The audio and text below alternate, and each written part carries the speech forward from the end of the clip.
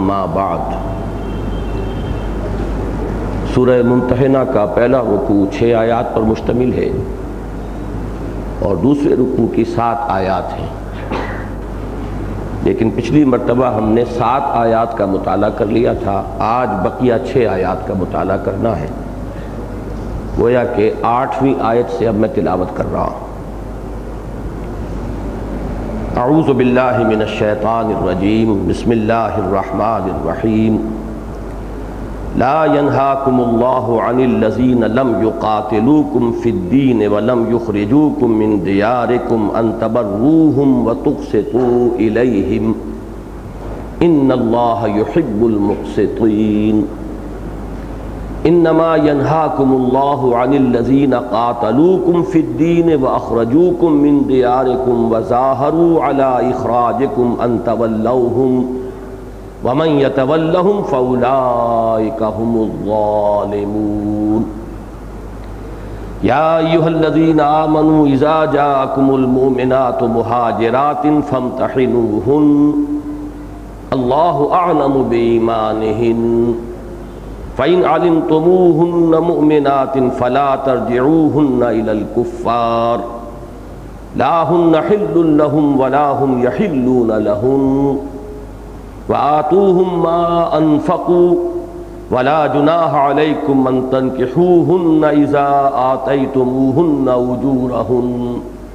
ولا تمسكوا بعصم الكوافر واسألوا ما انفقتم وليسألوا ما انفقوا ذلكم حكم الله يحكم بينكم والله عليم حكيم۔ فَإِن فَاتَكُمْ شَيْءٌ مِّنْ أَزْوَاجِكُمْ إِلَى الْكُفَّارِ فَعَاقَبْتُمْ فَآتُوا الَّذِينَ ذَهَبَتْ أَزْوَاجُهُم مِّثْلَ مَا أَنفَقُوا وَاتَّقُوا اللَّهَ الَّذِي أَنتُم بِهِ مُؤْمِنُونَ۔ يَا أَيُّهَا النَّبِيُّ إِذَا جَاءَكَ الْمُؤْمِنَاتُ يُبَايِعْنَكَ عَلَىٰ أَن لَّا يُشْرِكْنَ بِاللَّهِ شَيْئًا وَلَا يَسْرِقْنَ وَلَا يَزْنِينَ وَلَا يَقْتُلْنَ أولادهن ولا يأتين ببهتان يفترينه بين أيديهن وأرجلهن ولا يعصينك في معروف فبايعهن واستغفر لهن الله إن الله غفور رحيم۔ يا أيها الذين آمنوا لا تتولوا قوما غضب الله عليهم قد يئسوا من الآخرة كما يئس الكفار من أصحاب القبور۔ صدق الله العظيم۔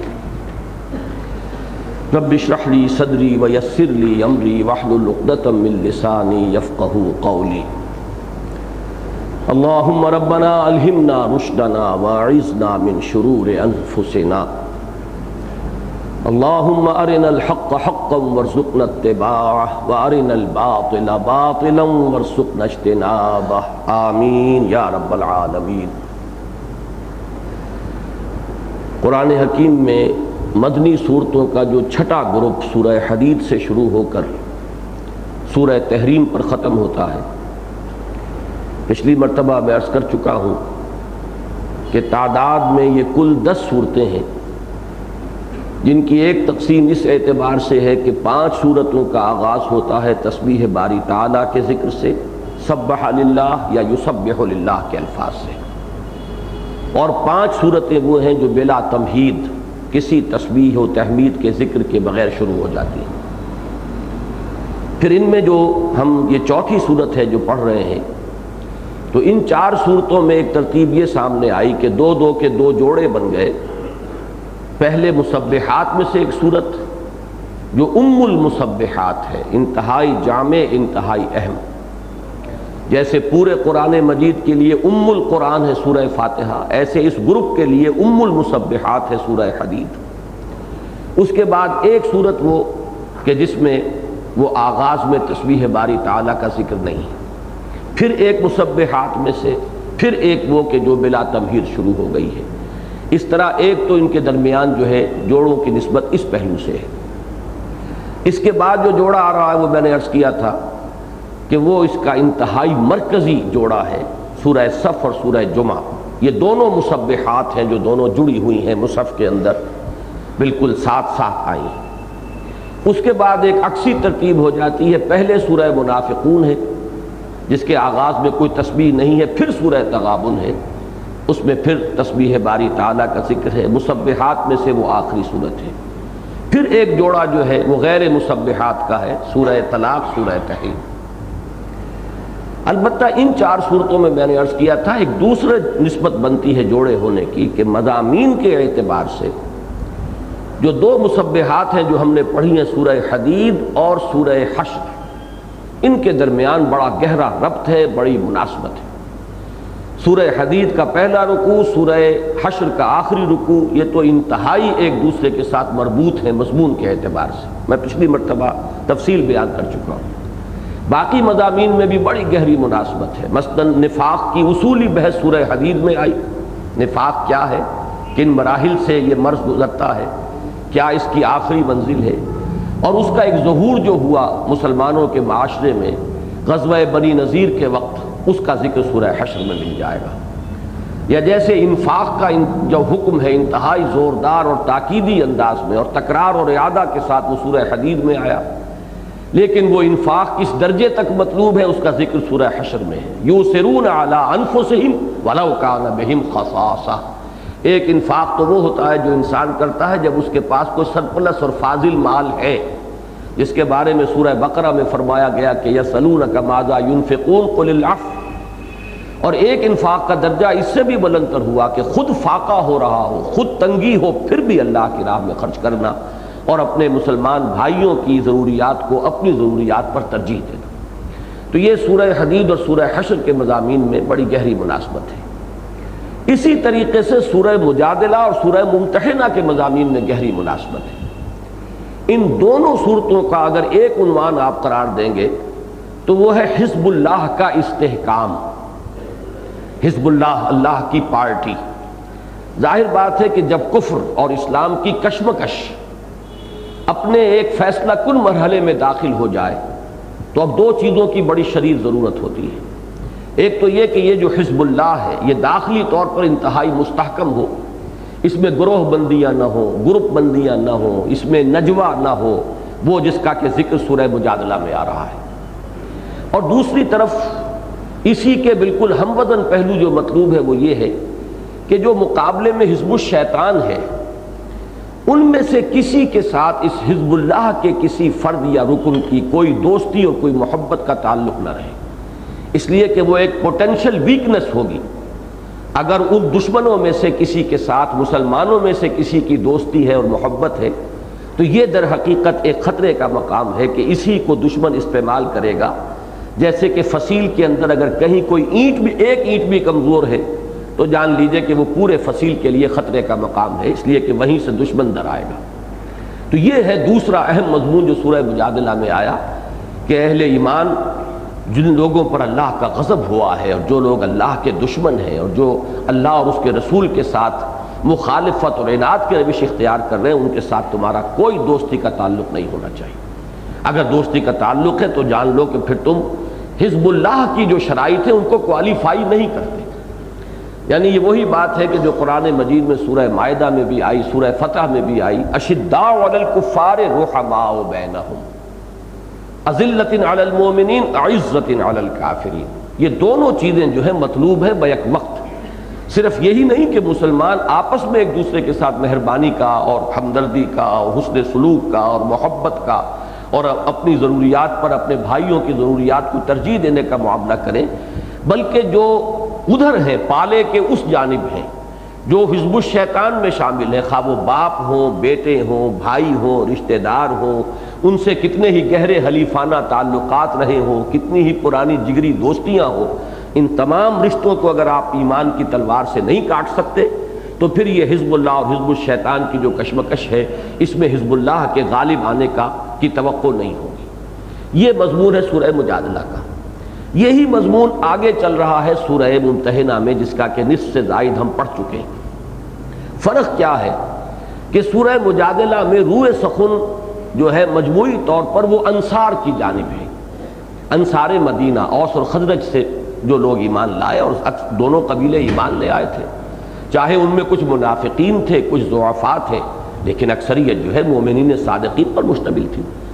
اب ان اوس اور خزرج کے تعلقات تھے، مختلف قبائل جو آباد تھے مدینے میں، یہود کے قبائل، بنو قینقاع، بنو نذیر، بنو قریظہ، پر صدیوں سے یہاں آباد تھے، اور ان کے حلیفانہ تعلقات بھی تھے، دوستیاں بھی تھیں، محبتیں بھی تھیں، مجلسی روابط تھے، اٹھنا بیٹھنا تھا۔ اب ظاہر بات ہے کہ یہ چیز جو ہے یہی پوٹینشل ویکنس کا ایک مقام تھی، اور اسی کو پھر یہود نے استعمال کیا، انہی دوستیوں اور انہی تعلقات کو استعمال کیا، اور اسی راستے سے وہ ففتھ کالمسٹ عنصر جو ہے مسلمانوں کی جماعت میں پیدا ہوا، جنہیں ہم منافقین کے نام سے جانتے ہیں، اور یہی در حقیقت مسلمانوں کی اجتماعیت میں سب سے زیادہ سورس آف ویکنس بن گیا تھا۔ تو سورہ مجادلہ میں ان کا ذکر ہے، اور میں نے جیسا کہ عرض کیا تھا اس سے پہلے بھی کئی صورتوں میں ان کا ذکر آ چکا ہے، لیکن سورہ ممتحنہ میں روئے سخن ہے مہاجرین کی طرف۔ مہاجرین کا معاملہ جو ہے جب تک صلح حدیبیہ اور اس کے بعد جو اب اقدام کا مرحلہ آیا تھا حضور صلی اللہ علیہ وسلم کی جانب سے مکے کی طرف پیش قدمی کا، اس وقت تک ان کا معاملہ جو ہے وہ اس پہلو سے کوئی زیادہ اہمیت کا حامل نہیں تھا، اس لیے کہ مدینے میں تو ان کے کوئی حلیف موجود نہیں تھے، مدینے والوں سے ان کی کوئی دوستیاں نہیں تھی، کوئی روابط نہیں تھے، نہ مجلسی نہ کوئی حلیفانہ تعلقات، وہ تو معاملہ تھا انصار کا۔ لیکن اب جب یہ مرحلہ آ گیا کہ صلح حدیبیہ کے بعد اب آثار اس کے بالکل نمایاں تھے کہ اب نبی اکرم صلی اللہ علیہ وسلم، جسے آپ کہیں گے آخری اقدام، قاتلوا ائمۃ الکفر جو کہا گیا ہے سورہ توبہ میں، کہ اب تو ان سے قتال ہے، اب پیش قدمی ہے مکے کی طرف، تو اس میں اب ان اہل ایمان، ان مہاجرین کے لیے اب ایک مرحلہ آ گیا وہی امتحان کا، کہ ان میں سے اکثر کے اہل و عیال وہی تھے، رشتہ داریاں تھیں۔ اب یہاں پر ان کے لیے اصل مرحلہ آیا، انہی میں سے جیسا کہ آپ کو معلوم ہے کہ ایک مومن صادق جو بدری صحابہ میں سے حضرت حاتب بن ابی بلتع، ان سے یہ خطابی سرزد ہو گئی کہ انہوں نے اس موقع پر ایک خط لکھ کر اطلاع دینے کی کوشش کی تاکہ قریش پر ایک احسان اپنا رکھ لیں، تاکہ جب وہ مرحلہ آئے تو وہ اس سے کچھ نہ کچھ اس کے حوالے سے قریش سے مراعات حاصل کر سکیں، اور ان کے اہل و عیال کو کچھ تحفظ مل جائے کہ قریش جو ہے اس وقت انہیں زیادہ گزند نہ پہنچائے۔ اب یہ ایک کمزوری تھی جس کا کہ ظہور ہوا،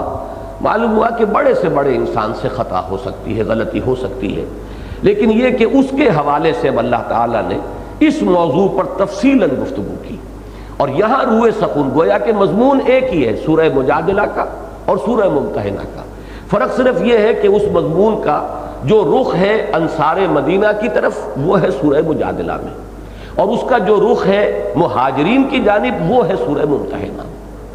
اور میں پچھلی مرتبہ عرض کر چکا ہوں کہ بالکل یہی انداز جو ہے، یعنی مہاجرین سے خطاب، اس انداز سے قرآن مجید میں دوسری جگہ پر آپ کو ملے گا سورہ توبہ میں،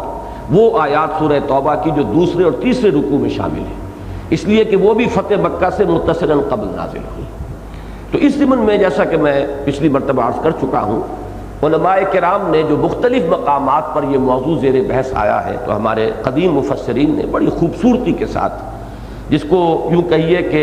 بالکل تجزیہ کر کے اس پورے مسئلے کے جو مختلف پہلو ہو سکتے ہیں انہیں 3 اصطلاحات کے حوالے سے واضح کیا ہے۔ ایک اصطلاح ہے موالات۔ موالات ولی سے بنا ہے۔ ولی کہتے ہیں جگری دوست، پشت پناہ، ہمدرد، مددگار، حامی، جس پر آپ بھروسہ کر سکیں، جس کی حمایت کی آپ امید رکھتے ہوں، جس سے آپ کا دلی تعلق ہو۔ اب اس سے لفظ بنا موالات باب مفعلہ میں، تو پہلی چیز تو یہ ہے کہ کفار چاہے حربی ہوں چاہے غیر حربی ہوں، ان کے ساتھ موالات کا کوئی سوال نہیں، اس لیے کہ یہ ایمان کا اور اللہ اور اس کے رسول کے ساتھ وفاداری کا بنیادی تقاضا ہے کہ دوستی اور قلبی محبت کا رشتہ تو ٹوٹ جائے، وہ نہیں رہ سکتا مسلمان کا غیر مسلم کے ساتھ، اگر ہے تو اس کا مطلب یہ ہے کہ پھر اس کا رشتہ اللہ اور اس کے رسول کے ساتھ کمزور ہے۔ یہ تو ایک معین بات ہو گئی۔ موالات جو ہے وہ تو صرف اہل ایمان کے دائرے میں ہوگی، موالات جو ہے اس دائرے سے باہر ہے ہی نہیں۔ دوسری اصطلاح ہے مدارات۔ مدارات یہ ہے کہ کسی سے خوش خلقی کے ساتھ پیش آئیں، اور کسی کے ساتھ ایک ظاہرہ برتاؤ جو ہے، جس کو آپ کہیں مجلسی انداز میں، وہ ایک خوش خلقی اور اچھا انداز، اس کا اختیار کرنا، اس کی بھی اجازت دی گئی ہے صرف اس صورت میں کہ کفار سے کوئی مضرت کا اندیشہ ہو، یہ سورہ آل عمران کی آیت نمبر 28 میں تفصیل سے یہ بات آ چکی جو میں نے پچھلی مرتبہ وضاحت سے بیان کی تھی کہ ان کے ساتھ اب تعلق موالات کا نہیں ہوگا الا ان تتقوا منہم تقاہ، سوائے اس کے کہ تمہیں ان سے کوئی اندیشہ ہو، خطرہ ہو، ان سے کوئی خوف لاحق ہو، تو اس مضرت کو دفع کرنے کے لیے ظاہری خوش خلقی کا معاملہ اختیار کر لینا، مدارات ظاہری، اس کی اجازت ہے۔ البتہ اس میں یہ ہے کہ دفع مضرت کے لیے ہو، جلب منفعت کے لیے نہ ہو، ذاتی اپنے نفع حاصل کرنے کے لیے نہیں۔ اور نمبر 2 یہ کہ مثبت پہلو اگر ہو سکتا ہے مدارات کا تو مسلمانوں کی کسی اجتماعی ملی کوئی مصلحت جو ہے وہ تو پیش نظر ہو تو اس کی اجازت ہوگی، ذاتی منفعت نہیں۔ اور تیسرے یہ کہ یہ بھی رخصت کا مقام ہے، عزیمت کا مقام نہیں۔ یہ 3 چیزیں جو میں نے بیان کی ہیں یہ بالکل علیحدہ کر دیتی ہیں اس مدارات کی جو اجازت ہے دین میں، اس کو اس فلسفے سے جسے اہل تشیع نے تقیہ کے نام سے اختیار کیا ہے۔ اگرچہ ان کا مستدل جو ہے استدلال کی بنیاد وہی آیت ہے الا ان تتقوا منہم تقاہ، کہ تقیہ کرو، اپنے ایمان کو چھپا جاؤ، اپنے عقائد کو چھپا جاؤ، جب بات آپ سے کی جائے تو بچنے کے لیے اپنی اصل جو عقائد ہیں ان کو چھپا لو، جھوٹ بولو۔ اور یہی وہ چیز ہے، واقعہ یہ ہے کہ اہل تشیع کا معاملہ جہاں ان کے اصلی عقائد اگر جہاں تک ان کی کتابوں سے سامنے آتے ہیں تو وہ تو یہ ہے کہ اگر وہ اس کے اوپر ڈٹے رہیں اور کسی قاضی اسلام کے سامنے برملا اگر اس کا اظہار کریں تو کفر کا فتویٰ ان پر فوراً لگ جائے گا۔ یہ بچے رہے ہیں اسی تقیے کی وجہ سے کہ جب بھی کہیں معاملہ ہوگا، اس لیے قاضی تو فیصلہ کرے گا بیان پر، قاضی دل میں تو جھانک کر دیکھ نہیں سکتا۔ اگر ایک شخص کہتا نہیں صاحب میرا یہ عقیدہ نہیں ہے، میں تو اس قرآن کو سمجھتا ہوں محفوظ ہے، اس میں کوئی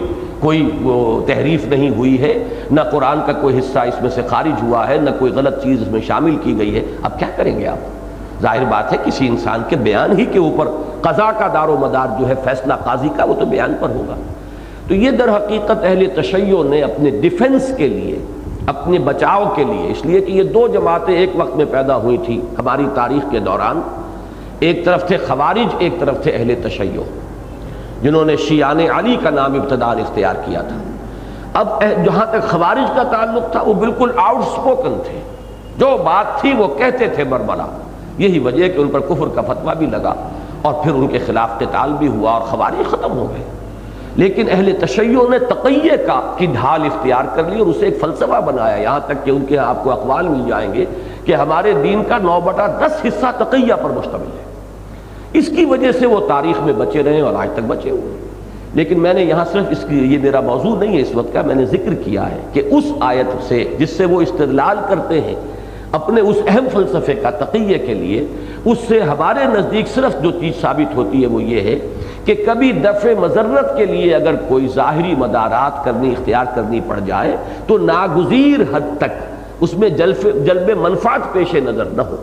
اجتماعی ملی مفاد ہو تو بات دوسری ہے، لیکن یہ بھی صرف رخصت کے درجے میں، یہ عزیمت نہیں ہے۔ ان تمام چیزوں کو سامنے رکھیں تو مدارات کا ایک مقام ہے ہمارے دین میں بھی، لیکن یہ کہ اس سے آگے کی بات جو ہے وہ پھر اہل تشیع کی ہے، اس کا اہل سنت سے کوئی تعلق نہیں۔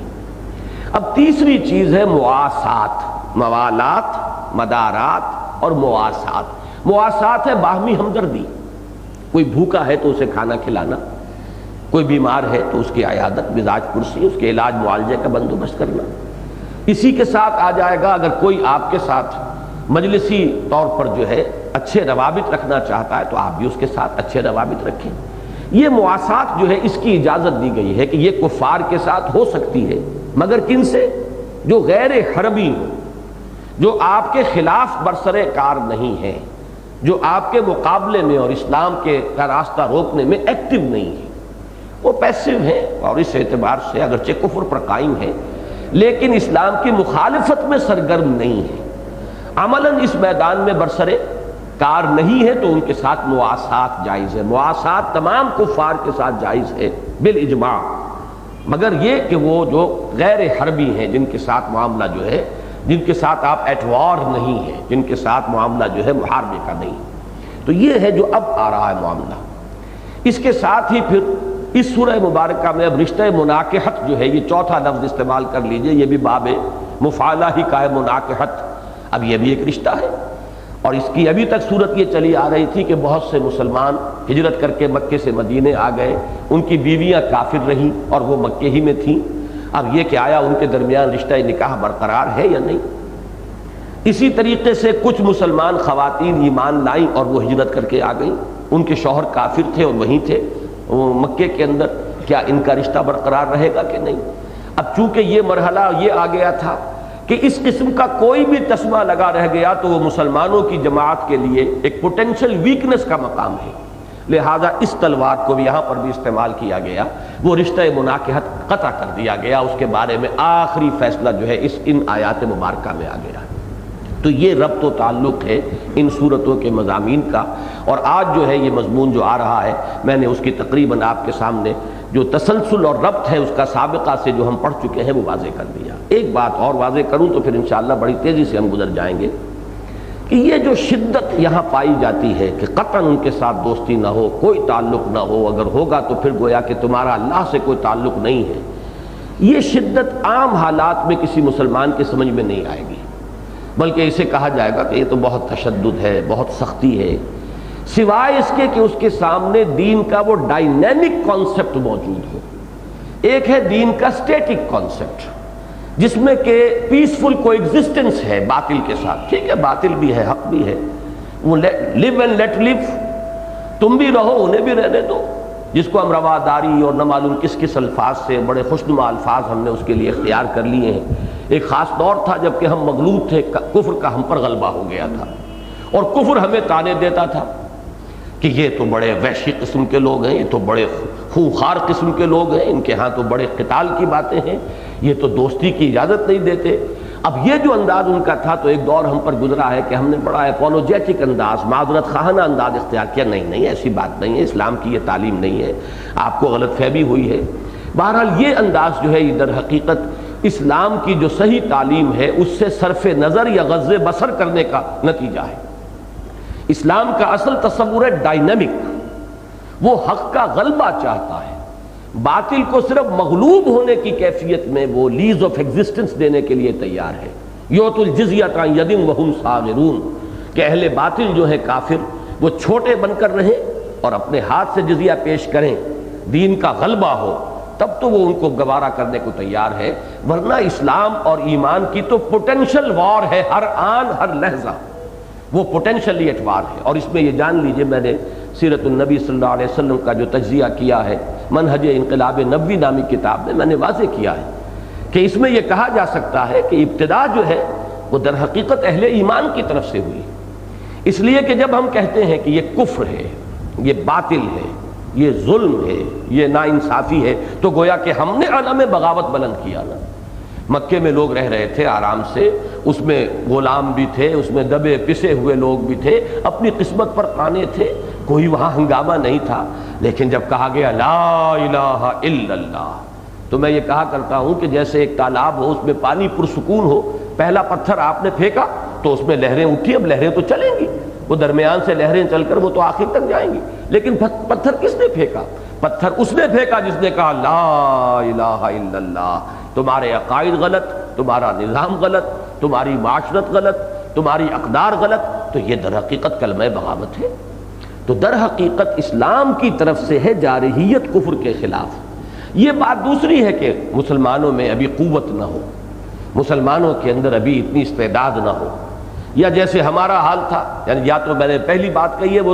وہ جو اولین مسلمان تھے ابھی مکے کے اندر ہیں، انہوں نے کوئی اقدام براہ راست نہیں کیا کفر کے خلاف سوائے قول کے لا الہ الا اللہ، ان کے معبودوں کو باطل قرار دیا، ان کے عقائد کو باطل قرار دیا، لیکن اقدام ابھی صرف باللسان ہے، زبان کے ذریعے سے ہے، بالید نہیں ہے، طاقت کے ساتھ اور اپنے ہاتھ کے ساتھ ان کے خلاف کوئی اقدام نہیں کیا گیا، کیونکہ ابھی قوت کم ہے، ابھی اتنی تعداد نہیں ہے۔ جیسے ہی وہ قوت فراہم ہو گئی پھر اقدام ہوا باضابطہ۔ یا پھر یہ صورتحال ہے جو ہماری ہے کہ ہمارے ایمان اتنے کمزور ہیں، ہمارا خود کمٹمنٹ اللہ کے ساتھ، اللہ کے دین کے ساتھ وہ اتنا قوی نہیں ہے کہ وہ ہمیں سر ہتھیلی پر رکھ کر نکلنے پر آمادہ کر سکے۔ مسلمانوں کی ایک جمعیت ہے، ایک قوم ہے مسلمانوں کے نام سے، باقی وہ حقیقی ایمان اور حقیقی ذوق جذبہ جہاد اور ذوق شہادت یہ کہاں ہے؟ یہ تو گویا کہ معدوم کے درجے میں۔ تو یہ بات دوسری ہے لیکن اصولی اعتبار سے جان لیجئے کہ اسلام غلبہ کفر کو برداشت نہیں کرتا. اس کی تو پوری جد و جہد یہ ہے کہ کفر اور باطل کے خلاف اقدام کیا جائے، اس کو مغلوب کیا جائے. لِتَكُونَ كَلِمَةُ اللَّهِ الْعُلْيَا. اب اگر یہ چیز سامنے ہوگی تب حقیقت نظر آ جائے گی کہ یہ جو کشمکش حق و باطل ہے، ستیزہ کار رہا ہے ازل سے تا امروز، چراغ مصطفی سے شرار بولہبی، یہ کشمکش تو ختم نہیں ہوگی، جاری رہے گی. تو اس کشمکش کو پیش نظر رکھیں گے تو اس کا پھر منطقی اور لازمی تقاضا یہی ہے جو یہاں بیان ہو رہا ہے. جب تک یہ رشتے نہیں کٹیں گے، جب تک ایمان کی تلوار ان تسموں کو کاٹ نہیں پھینکے گی، اس وقت تک اس کشمکش میں حزب اللہ یا اہل حق کا غالب آنا اس کی جو ہے امید موہوم رہے گی. پھر تو لازم ہے کہ رحماء بینہم اشداء علی الکفار اذلۃ علی المؤمنین عزۃ علی الکافرین. یہ شکل جو ہے، یہ پولرائزیشن آپ کہہ لیں اسے، بالکل کلیئر کٹ پولرائزیشن ایمان کی بنیاد پر جب تک نہیں ہوگی اس وقت تک ظاہر بات ہے کامیابی کا کوئی امکان نہیں. بہرحال جو آیتیں پڑھ چکے ہیں، اب ان میں مثلا میں ذکر کرنا چاہتا تھا کہ یہ جو اقدامی انداز ہے، یہ حضرت ابراہیم کو جو پیش کیا گیا اور ان کے ساتھیوں کے قول کو بطور اسوہ، دیکھیے اس کا انداز دیکھیے کیا تھا. انا براء منکم ومما تعبدون من دون اللہ کفرنا بکم وبدأ بیننا وبینکم العداوۃ والبغضاء ابدا حتی تؤمنوا. اب یہ بڑا چیلنجنگ انداز ہے، اس میں وہ معذرت خانہ انداز نہیں ہے، بڑا چیلنجنگ انداز ہے کہ ہم بری ہیں تم سے بھی اور تمہارے معبودوں سے بھی. ہم نے کفر کیا تمہارا، اور تمہارے اور ہمارے مابین اب ہمیشہ ہمیش کے لیے جدائی ہی نہیں، عداوت اور دشمنی ڈال دی گئی،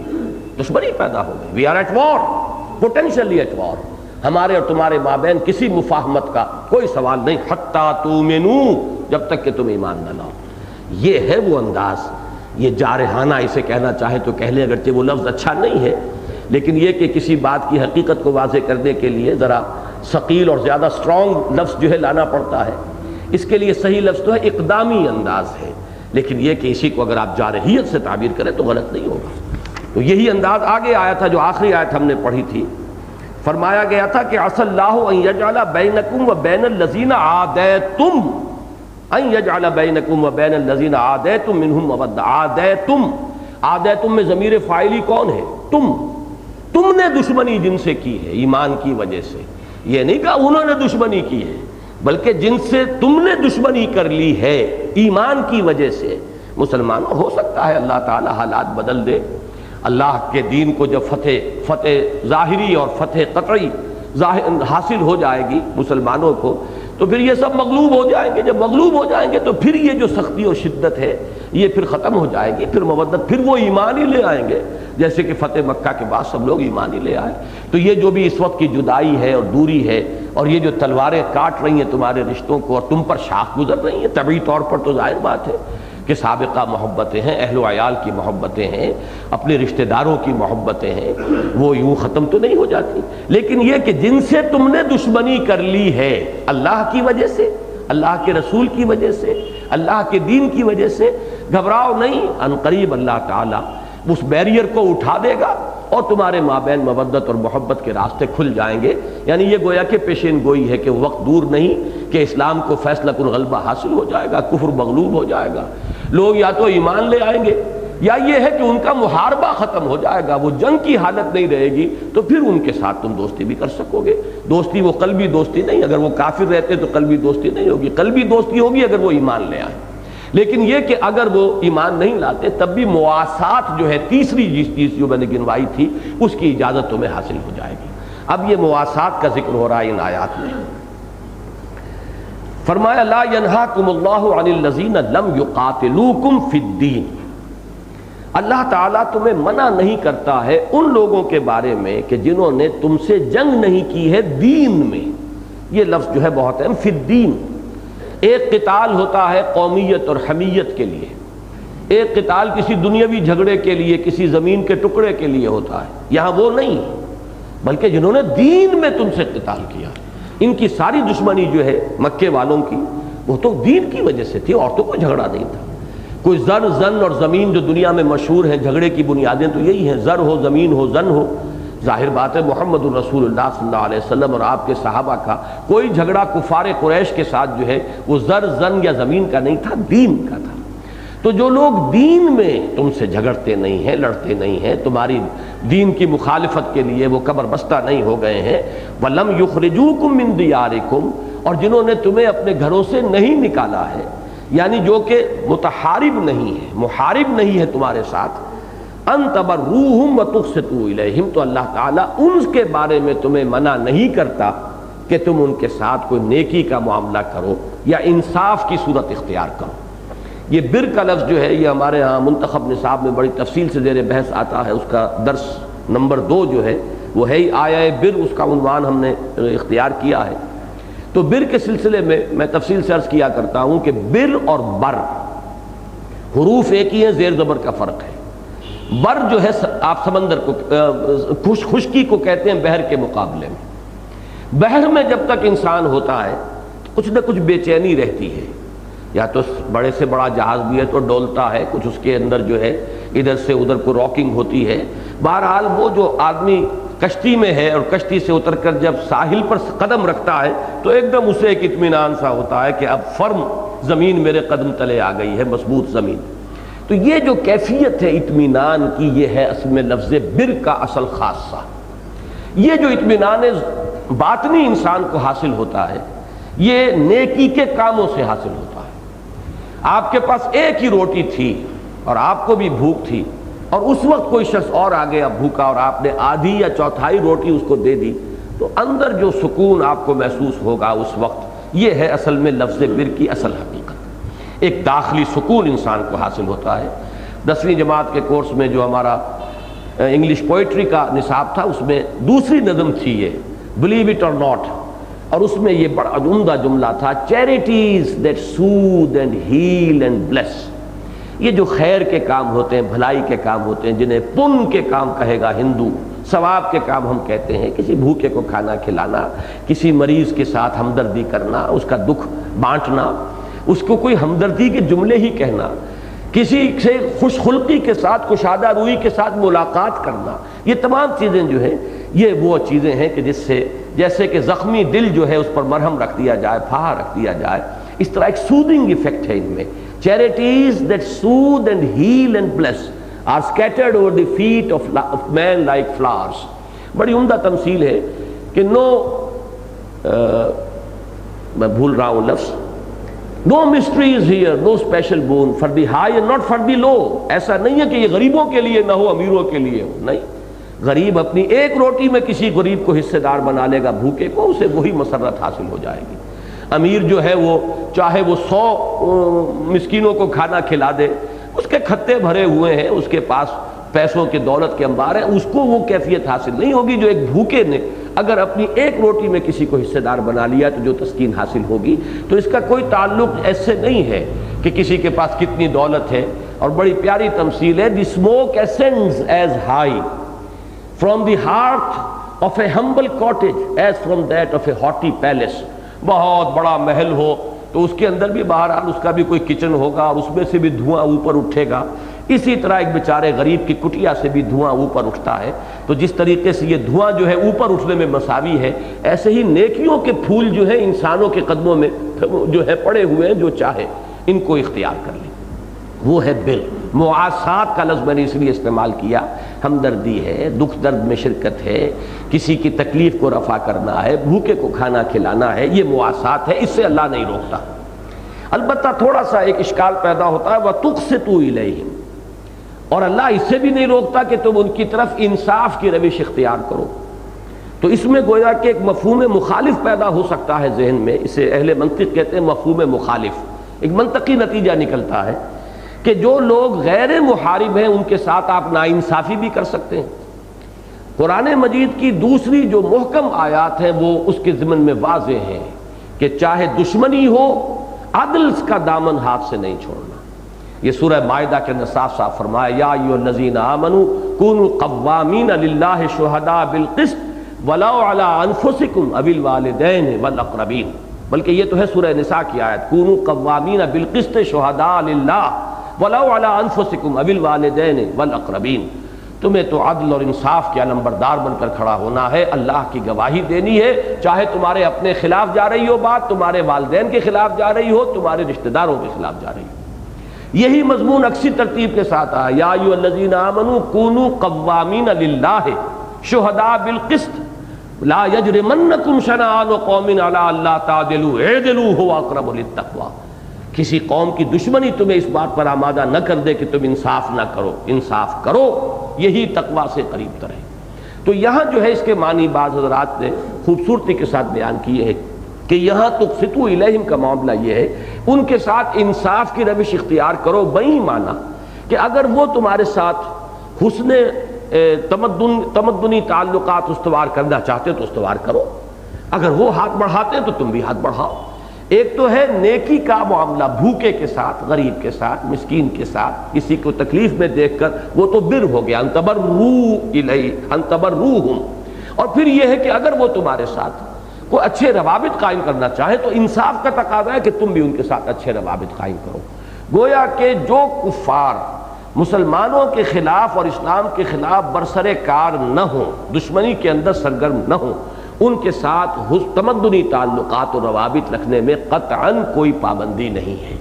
اس معاملے میں بعض حضرات بہت زیادہ یعنی افراد کے ساتھ تفرید کا معاملہ بھی ہو جاتا ہے، دوسری انتہا کو نکل جاتے ہیں، اس لیے یہاں اس کو کھول دیا گیا۔ ان اللہ یحب المقسطین، یقیناً اللہ تعالی انصاف کرنے والوں کو پسند فرماتا ہے۔ انما ینہاکم اللہ عن الذین قاتلوکم فی الدین، اللہ تو تمہیں روک رہا ہے ان لوگوں سے جنہوں نے تم سے جنگ کی ہے دین کے معاملے میں، واخرجوکم من دیارکم، اور انہوں نے تمہیں نکالا ہے تمہارے گھروں سے، وظاہروا علی اخراجکم، اور انہوں نے جتھا بندی کی ہے۔ مظاہرہ جو ہے جتھا بندی کو کہتے ہیں، وہ گویا کہ گٹھ جوڑ کرنا، انہوں نے گٹھ جوڑ کیا، جتھا بندی کی تمہیں نکالنے پر، کہ ان کے ساتھ ان تولوہم، کہ تم ان کے ساتھ دوستی کرو، یہ چیز جو ہے کسی درجے میں بھی اللہ تعالیٰ جو ہے اس کی اجازت نہیں دیتا۔ اب یہاں تولوہم جو ہے وہ در حقیقت آخری درجے کی بات کہی گئی ہے، اصلاً تو ان کے لیے مواسات بھی نہیں ہے، اس لیے کہ پہلے جو بات فرمائی گئی ہے کہ جو تمہارے ساتھ جنگ نہیں کرتے، جنہوں نے تمہارے اخراج کے اندر جو ہے کوئی ایکٹیو حصہ نہیں لیا ہے، ان کے لیے تم بر کر سکتے ہو، نیکی کر سکتے ہو، ان کے ساتھ حسن سلوک کر سکتے ہو، ان کے طرف سے اگر ہاتھ بڑھایا جا رہا ہو تمدنی روابط کا تو تم بھی ان کی طرف جو ہے ہاتھ بڑھا سکتے ہو۔ تو ایک انتہا وہ ہے، ایک انتہا یہ بیان کر دی گئی ہے تولوہم، اس میں اصل میں شناعت کا ذکر ہے، جیسے کہ سورہ نور میں آیا، کسی چیز کے اندر جو گھناونا پن ہے اس کو ظاہر کرنے کے لیے آگے کی بات کر دیتے ہیں۔ وہ آگے کی بات کیا ہے کہ وَلَا تُكْرِهُ فَتَيَاتِكُمْ عَلَى الْبِغَاءِ إِنْ أَرَدْنَا تَحَسُّنًا، اگر تمہاری لونڈیاں تم انہیں مجبور نہ کرو بدکاری پر، اگر وہ خود تحسن چاہتی ہوں، وہ پاک دامنی کی روش اختیار کرنا چاہتی ہوں۔ اب اس کے یہ معنی نہیں ہے، مفہوم مخالف تو یہ نکلے گا کہ اگر وہ تحسن نہ چاہیں یا بدکاری کی روش اختیار کرنا چاہیں تو تم انہیں چھوٹ دے دو، لیکن یہاں مراد یہ نہیں ہے، بلکہ یہ ہے کہ یہ برائی پر برائی ہے کہ تم ایسی اپنی جو کنیزیں ہیں انہیں مجبور کرو کہ وہ بدکاری کریں اور تمہارے لیے کمائی کا ذریعہ بن جائیں، جو بیچاریاں خود اس سے بانتہائی بیزار ہوں اور جو چاہتی ہوں پاک دامنی کے روش اختیار کرنا۔ تو ایک زیادہ بری شے کا ذکر کیا جاتا ہے اس کی شناعت کو ظاہر کرنے کے لیے، اس کا یہ مطلب نہیں ہے کہ اس سے کمتر جو ہے وہ جائز ہے۔ یہ جو ہے جس کو کہ اچھی طرح میں سمجھانا چاہتا ہوں کہ یہاں جو فرمایا گیا ان تولوہم، کہ اللہ تمہیں روکتا ہے ان سے دوستی کرنے سے، تو دوستی کرنے کے علاوہ اصل میں ان کے ساتھ مواسات کی اجازت بھی نہیں ہے۔ جو آپ سے ایٹ وار ہیں تو ظاہر بات ہے ان کے ساتھ اب آپ ہمدردی کا معاملہ کیسا کریں گے؟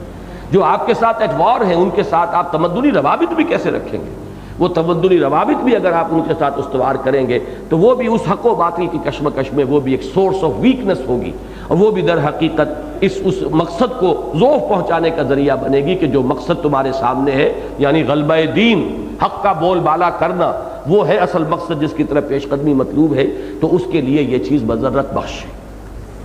وَمَن يَتَوَلَّهُمْ فَأُولَٰئِكَ هُمُ الظَّالِمُونَ، آخری تہدید آمیز الفاظ ہے، یہ انتہائی تنبیہ کا انداز ہے، اور جو کوئی ان کی دوستی کا معاملہ اختیار کرے گا تو وہی ظالم ہے۔ اور یہ ظالم کا لفظ جو ہے قرآن مجید کے اصطلاحات میں بڑا ثقیل لفظ ہے، اس کے معنی مشرک کے بھی ہیں، ان الشرک لظلم عظیم، عام طور پر یہ لفظ آتا ہے شرک ہی کے لیے، تو وہ تو گویا کہ پھر ضلوا ضلالا بعیدا، وہ تو پھر گمراہی کے اندر بہت دور نکل گئے۔ اب اس کے ساتھ جیسا کہ میں نے عرض کیا تھا وہ مضمون تو یہاں ختم ہوا،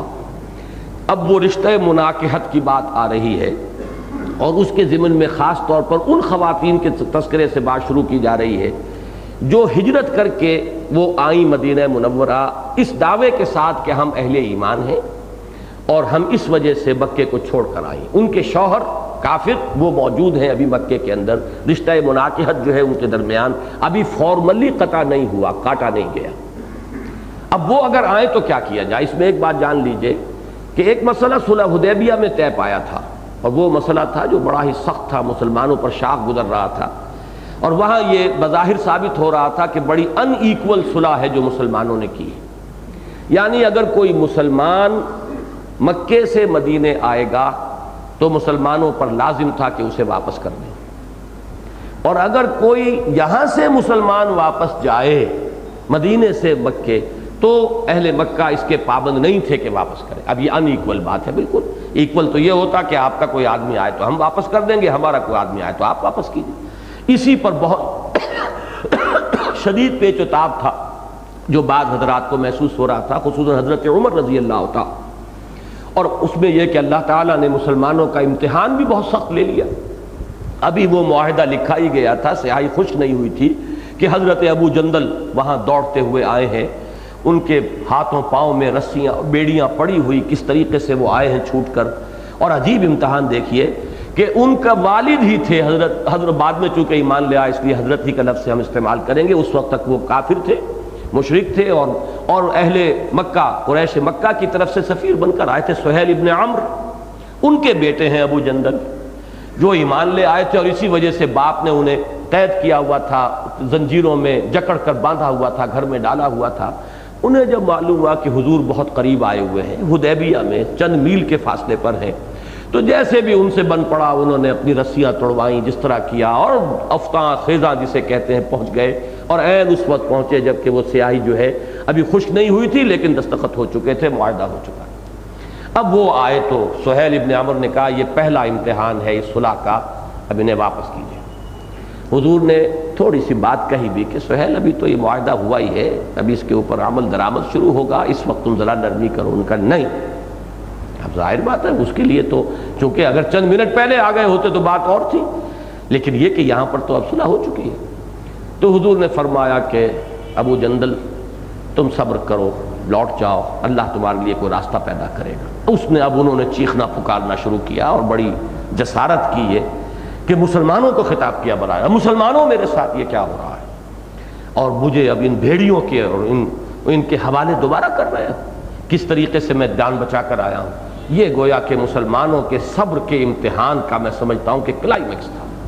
کہ وہ نظم اور اطاعت اور سمع و طاعت اور حضور صلی اللہ علیہ وسلم کے حوالے کر دینے کا معاملہ وہ گویا کہ سخت امتحان سے دو چار ہو گیا۔ ان کے جذبات جو ہیں جوش میں آئے ہوئے ہیں، لیکن یہ کہ جس طرح انہوں نے صبر کیا اور ثبت کیا، واقعہ یہ ہے کہ یہ محمد الرسول اللہ صلی اللہ علیہ وسلم کی تربیت کا ایک بہت بڑا شاہکار ہے، حالانکہ مسلمانوں کے دل اس وقت خون ہو گئے تھے۔ تو یہ معاملہ اب جب طے ہو گیا، اس کے بعد اب ایک مسئلہ پیدا ہوا کہ جب یہ خواتین باز آ گئیں، اب اس میں ذرا کچھ بعض روایات جو آتی ہیں جن میں سے اکثر کے بارے میں یہی گمان ہوتا ہے کہ وہ در حقیقت جنہیں ہم کہتے ہیں روایت بالمعنی، اس میں جو الفاظ آئے ہیں ان احد منکم، اگر کوئی ایک ان میں سے آ جائے، اب احد کا لفظ جو ہے تو مرد اور عورت دونوں کے اوپر آ جائے گا، لیکن مولانا مودودی نے تفہیم القرآن میں اس موضوع پر بڑی اچھی تحقیق کی ہے۔ انہوں نے ثابت کیا ہے کہ جو بخاری کی روایت ہے، اس بخاری کی روایت میں اصل ٹیکسٹ دیا گیا ہے، باقی دوسرے راویوں نے مفہوم بیان کیا ہے، روایت بالمعنی ہے، اس میں تو الفاظ مختلف ہیں، لیکن بخاری کی روایت میں جو اصل ٹیکسٹ ہے اس معاہدے کا، اس میں لفظ رجل یوز ہوا ہے، کوئی مرد۔ اگرچہ استدلال کیا جا سکتا تھا کہ یہاں پہ رجل سے مراد انسان ہے، مرد نہیں ہے، لیکن ظاہر بات ہے کہ جب قانون کی بات آئے تو قانون کی بات میں تو لفظ جو ہے اس کے اوپر جو ہے پورا دار و مدار کیا جاتا ہے، استدلال کیا جائے گا لفظ کیا استعمال ہوا ہے۔ تو حضور صلی اللہ علیہ وسلم نے یہ طے کیا کہ وہ معاہدے کی وہ شق جو ہے صلح حدیبیہ کی، وہ صرف مردوں کو کور کرے گی، خواتین کو کور نہیں کرے گی، اور اس میں آپ نے دلیل اسی لفظ رجل سے لی۔ اور میں یہ سمجھتا ہوں کہ یہ بات اتنی واضح تھی کہ اس کے خلاف کوئی احتجاج بھی کفار کی طرف سے قریش مکہ کی طرف سے آن ریکارڈ نہیں ہے، ورنہ تو شور مچا دیتے کہ یہ غدر ہے، یہ بے وفائی ہے، یہ عہد کی خلاف ورزی ہے. لیکن نہیں، انہوں نے بھی دیکھا، چاہے یہ سٹ پٹا کر رہ گئے ہوں کہ ہم سے غلطی ہو گئی ہے لفظ کے انتخاب میں، لیکن بہرحال لفظ ہی کا معاملہ تو تھا جس کی وجہ سے ابو جندل کو اسی وقت واپس کرنا پڑا. معاہدے کے اندر تو قانون میں تو لفظ جو ہے اس کی بڑی اہمیت ہے. تو اس کی روح سے حضور صلی اللہ علیہ وسلم نے وہی فیصلہ کیا، اور اسی فیصلے کی توثیق ہے جو اللہ تعالیٰ کی طرف سے ان آیات میں آ رہی ہے. فرمایا یا ایھا الذین آمنوا، اہل ایمان، اذا جاءکم المؤمنات مہاجرات، جب آئیں تمہارے پاس مومن عورتیں ہجرت کرتے ہوئے. یہ مہاجرات جو ہے یہ حالت نسبی میں ہے، یہ حال ہے، اس حال میں کہ وہ ہجرت کرتی ہوئی آئیں. فامتحنوہن، تو ذرا ان کا امتحان کر لیا کرو، جانچ پرکھ کر لیا کرو، اس لیے کہ امکانات تو دوسرے بھی تھے نا. کوئی عورت وہاں اپنے شوہر سے بیدار ہو جائے، لڑ پڑے اور وہاں سے آ جائے بھاگ کر یہاں، یا یہاں کسی مرد کی محبت جو ہے اسے کھینچ کر لے آئی ہو، جبکہ فی الواقع وہ ایمان اصل سبب نہ بنا ہو ہجرت کا. تو بہت سے احتمالات تھے ایسے ہی سیاحت کے لیے. اور جیسے کہ ہوتا ہے ایک جگہ کی بجائے دوسری جگہ نقل مکانی انسان کو بڑی پسند ہے، تنوع جو ہے، چینج جو ہے فطرت انسانی جو ہے پسند کرتی ہے، اس لیے کوئی آ گئی ہو. تو اس قسم کے معاملات نہ ہو، بلکہ اطمینان کر لو کہ واقعتاً اس کے اس نقل مکانی کا اصل سبب ایمان ہے، اپنی حد تک اس کی جانچ پرکھ کر لو. یا ایھا الذین آمنوا، اس ضمن میں یاد کیجئے کہ وہ حدیث مبارک جو بڑی اہم ہے، اور اکثر محدثین نے جو مجموعے مرتب کیے احادیث کے، ان کے آغاز میں اس حدیث کو لائے ہیں، وہ ہجرت ہی سے متعلق ہے. حضرت عمر فاروق رضی اللہ تعالیٰ عنہ سے جو روایت ہے اس کی، وہ بہت ہی مشہور ہے. انما الاعمال بالنیات وانما لکل امرئ ما نوى فمن كانت هجرته الى الله ورسوله فهجرته الى الله ورسوله ومن كانت هجرته للدنيا يصيبها او امرأة ينكحها فهجرته الى ما هاجر اليه. اعمال کا، نیکیوں کا دار و مدار بالکلیہ نیتوں پر ہے، اور انسان کو وہی کچھ ملے گا جس کی اس نے نیت کی ہو. تو جس شخص کی ہجرت ہے اللہ اور اس کے رسول کے لیے، اس کی ہجرت اللہ اور اس کے رسول کے حساب میں شمار ہوگی. اور جس کسی نے ہجرت کی ہے دنیا کے حصول کے لیے، فرض کیجئے کوئی مسلمان تھا مکے میں، تو وہ اصلاً جو ہے اللہ اور اس کے رسول کے حکم کی وجہ سے ہجرت نہیں کر رہا، لیکن مجبور ہو گیا ہے کہ اب اس کے گاہک مسلمان ہی تھے اور سب چلے گئے، اب کیا کرے، یہاں پر اس کا کاروبار نہیں چل رہا، تو اس لیے وہ ہجرت کر رہا ہوں، بالفرض کہہ رہا ہوں. یا یہ کہ کسی مسلمان خاتون سے محبت تھی اور اس سے نکاح کرنے کا خواہش مند تھا، اور وہ مسلمان خاتون ہجرت کر کے چلی گئی، اور اب یہ بھی کچے دھاگے سے بندھے ہوئے چلے آ رہے ہیں. جیسے کہ ایک صاحب کے بارے میں مشہور ہو گیا تھا، مہاجر ام قیس، یہ ام قیس کے مہاجر ہیں، انہوں نے ام قیس کے عشق کی وجہ سے ہجرت کی ہے. تو یہ اگر ہجرت ہے تو اللہ جانتا ہے کہ کس نے ہجرت کس نیت سے کی ہے. تو وہ ہجرت بظاہر تو ہے مکے کو چھوڑ کر مدینے آ جانا، یہ ہے ہجرت کا ظاہری شکل،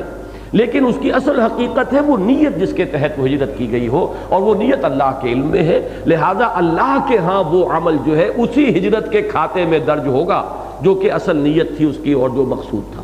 تو اسی طریقے سے یہاں خواتین کا معاملہ، وہاں تو وہ تو مردوں کا ذکر ہو رہا ہے کہ وہ کسی عورت سے نکاح کے لیے، ام امرأۃ ینکحھا، کسی عورت سے نکاح کرنے کے لیے وہ ہجرت کر رہا ہو. یہاں بالکل اس کے برعکس سارے احتمالات موجود تھے. لہذا حضرت ابن عباس رضی اللہ تعالی عنہما سے ایک روایت موجود ہے کہ جس میں ان سے سوال کیا گیا تھا، سئل ابن عباس عن امتحان النبی صلی اللہ علیہ وسلم المومنات، کہ نساء سے، مومن عورتوں سے حضور کیسے امتحان لیتے تھے، کیسے جانچ پرکھ کرتے تھے. یہ امتحان کا لفظ جو ہے یہ بالکل اس معنی میں استعمال ہوا جیسے کہ آپ کے ہاں عدالتی کارروائی میں ایگزامینیشن ہوتا ہے. ایگزامینیشن میں جرا ہوتی ہے، آپ وٹنسز جو ہیں ان پہ سوالات کرتے ہیں، انٹروگیشن ہوتی ہے، تو وہ انٹروگیشن اور جرح جو ہے، کراس ایگزامینیشن، وہ سب اسی انداز میں کہ ایک کھود کرید کر کوشش کی جائے کہ معلوم کیا جائے کہ اس کی اصل نیت کیا ہے. تو حضرت ابن عباس سے یہ پوچھا گیا حضور کیسے امتحان لیتے تھے، تو ان کا جو جواب آیا ہے مولانا اصلاحی صاحب نے اسے نقل کیا ہے اپنی تفسیر تدبر قرآن میں، اگرچہ حوالہ نہیں دیا کہ وہ کہاں سے انہوں نے لیا ہے، لیکن یہ ہے کہ وہ الفاظ بڑے پیارے ہیں کہ حضور حلفیہ بیان لیتے تھے. نمبر ایک یہ کہ وہ اپنے شوہر سے لڑائی کی وجہ سے نہیں آئی، نمبر دو یہ کہ وہ دنیا کی کسی حرص میں اور دنیا کی خواہش کے لیے اس نے ہجرت نہیں کی. نمبر تین یہ کہ محض تبدیلی آب و ہوا کے لیے کسی ایک زمین سے کسی ایک جگہ سے دل اکتا جائے اور دوسری جگہ آدمی جانا چاہے اس کے لیے ہجرت نہیں کی ہے. اور چوتھے یہ کہ وہ مثبت طور پر حلف لے اس بات کا کہ اس نے اللہ اور اس کے رسول کے لیے اللہ کے دین کے لیے ہجرت کی ہے. تو یہ بھی بیان ہے، ظاہر بات ہے کہ بیان جھوٹا بھی ہو سکتا ہے. اس لیے آگے فرمایا کہ یا ایھا الذین آمنوا اذا جاءکم المؤمنات مہاجرات فامتحنوہن اللہ اعلم بایمانہن.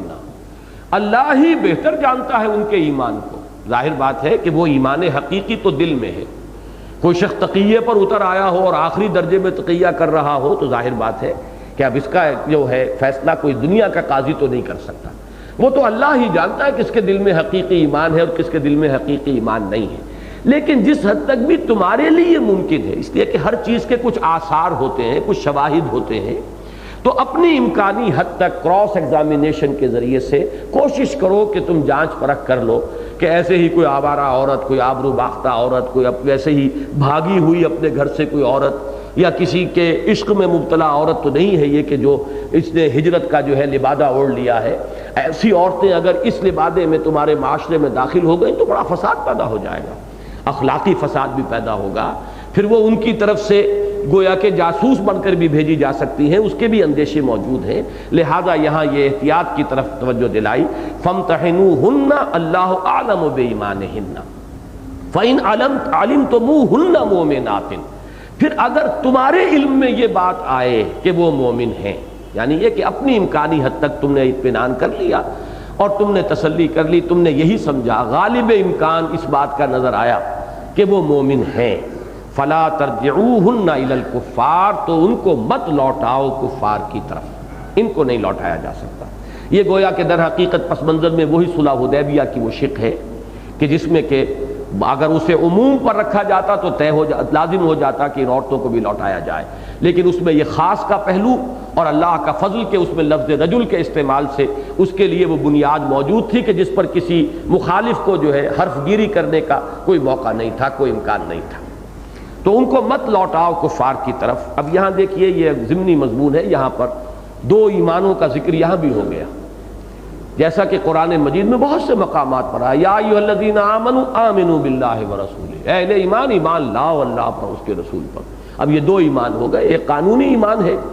جیسے ہی کسی نے کہا اشہد ان لا الہ الا اللہ واشہد ان محمد رسول اللہ، سکھ تھا، پارسی تھا، عیسائی تھا، یہودی تھا، اسلام میں آ گیا، ایمان میں آ گیا. یہ قانونی ایمان ہے. حقیقی ایمان وہ ہوگا جب دل میں اتر جائے، یقین کی کیفیت ہو جائے. جیسے کہ سورہ حجرات میں فرمایا قالت الاعراب آمنا قل لم تؤمنوا ولکن قولوا اسلمنا ولما يدخل الايمان في قلوبكم. ابھی ایمان تمہارے دلوں میں داخل نہیں ہوا ہے، تم کہہ سکتے ہو ہم اسلام لے آئے، ہم نے اطاعت قبول کر لی. تو وہی جو دو ایمان ہیں، ایک قانونی ایمان، ایک حقیقی ایمان. تو جو اللہ نے فرمایا کہ اللہ اعلم بایمانہن، یہ تو ہے وہ حقیقی ایمان. یہ تو کوئی جان ہی نہیں سکتا، اللہ ہی جانتا ہے کہ کس کے دل میں وہ حقیقی ایمان ہے اور کس کے دل میں نہیں ہے. البتہ دنیا کا معاملہ چلانے کے لیے ہمیں فیصلہ کرنا پڑتا ہے کہ کسے مسلمان مانیں، قانونی طور پر کس کو مومن تسلیم کریں. اس کے لیے فرمایا کہ تم اپنی تسلی جس حد تک بھی کر سکتے ہو کرو. یا ایھا الذین آمنوا اذا جاءکم المؤمنات مہاجرات فامتحنوہن اللہ اعلم بایمانہن فإن علمتموہن مؤمنات فلا ترجعوہن الی الکفار لا ہن حل لہم ولا ہم یحلون لہن. یہ ہے وہ تلوار جو رشتہ مناکحت کو قطع کر رہی ہے. جیسے رشتہ داریاں دوسری کٹ گئیں، خونی رشتے کٹ گئے، جیسے سابقہ دوستیاں کٹ گئیں، سابقہ حلیفانہ تعلقات کٹ گئے، تو وہ تمام کے تمام یہ رشتہ مناکحت بھی اب ایمان کی تلوار سے قطع ہو گیا. نہ وہ ان کے لیے حلال ہے، لا ہن حل لہم، نہ یہ خواتین مسلمان اب حلال ہیں اپنے ان کافر شوہروں کے لیے، ولا ہم یحلون لہن، اور نہ ہی وہ کافر مرد جو ہیں اب حلال ہیں ان مسلمان اور مومن عورتوں کے لیے. وآتوہم ما انفقوا.